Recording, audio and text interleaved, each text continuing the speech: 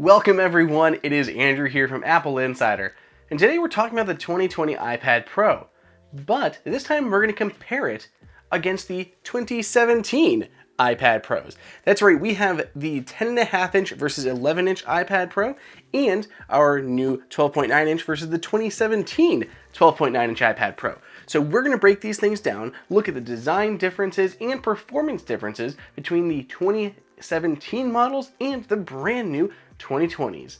Let's go ahead and just dive into it.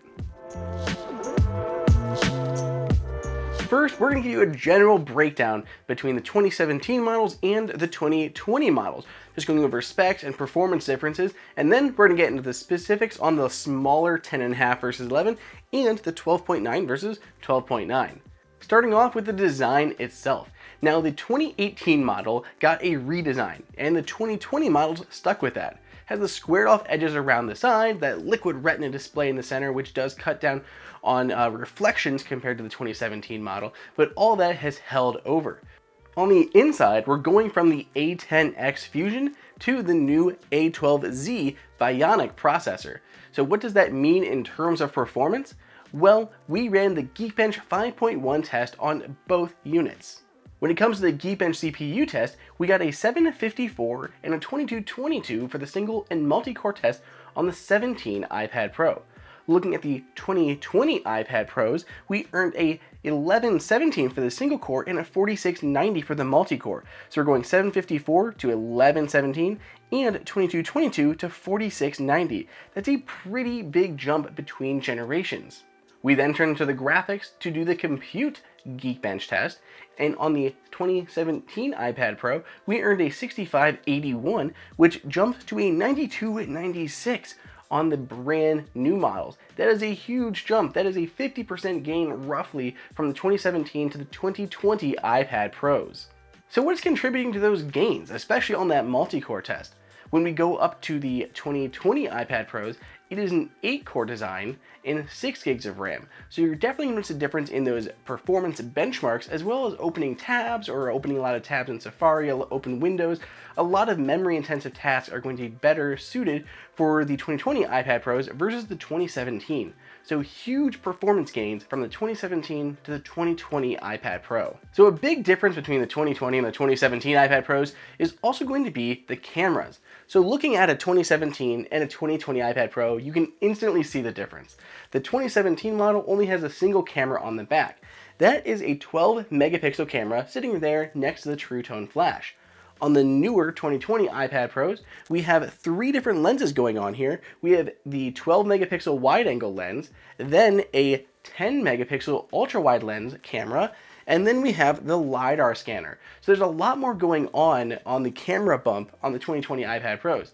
The LiDAR scanner isn't necessarily a camera, it's used for more augmented reality and other mixed reality features, but it's going to be a very cool device that's going to come into play with things like the Measure app, which are far more accurate on the updated iPads than the old ones.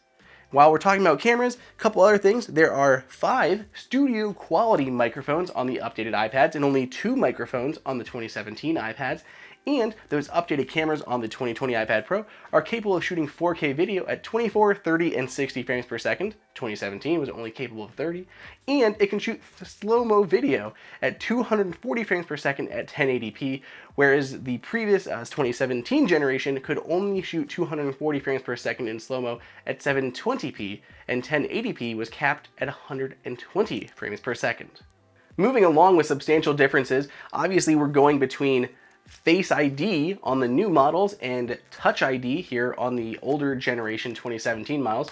So that's a definite improvement. I love Face ID. It's so much easier to get into, especially on the iPad where it works both in portrait and landscape orientation. It is very fast to get into, and because of the true depth camera system, it enables portrait mode selfies, whereas the previous 7 megapixel camera on the 17 just does not do portrait mode. So you're just left with regular photos. They don't look all that great. So the portrait mode effect is definitely preferred on the updated model, as well as the stronger authentication. We're also going from Lightning to USB-C. So Lightning on the 17, 2020 model has USB-C on there, allows you to plug in hubs and adapters, as well as microphones, hard drives, really anything over USB-C you can now connect to iPad Pro. It's great to have around.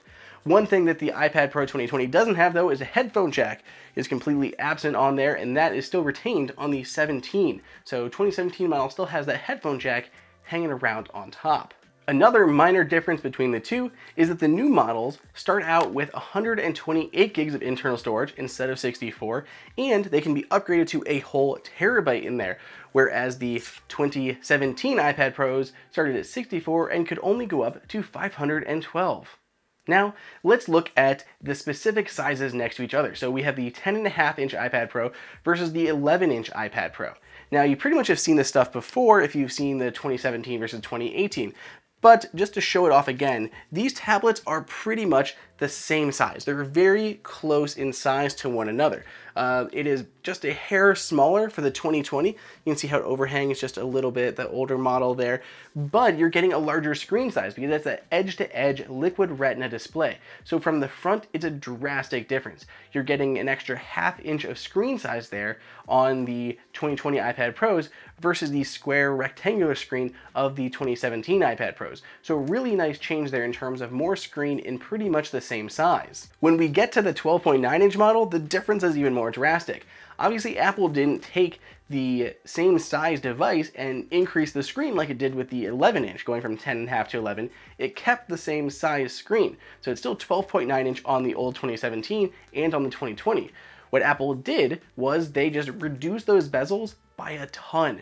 So it reduced the entire overall size of the tablet. So if we stack these on top of one another, you can see how much difference there is just of that previous tablet just sticking out on both the side here and on the top. It's a huge difference. It makes that 12.9-inch model far more portable and far more convenient to use.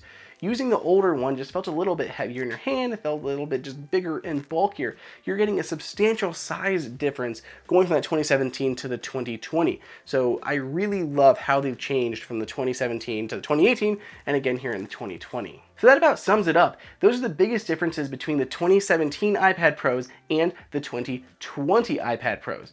They're both incredible lines of tablets, but there's a lot of improvements on the 2018 and the 2020 models over those 2017.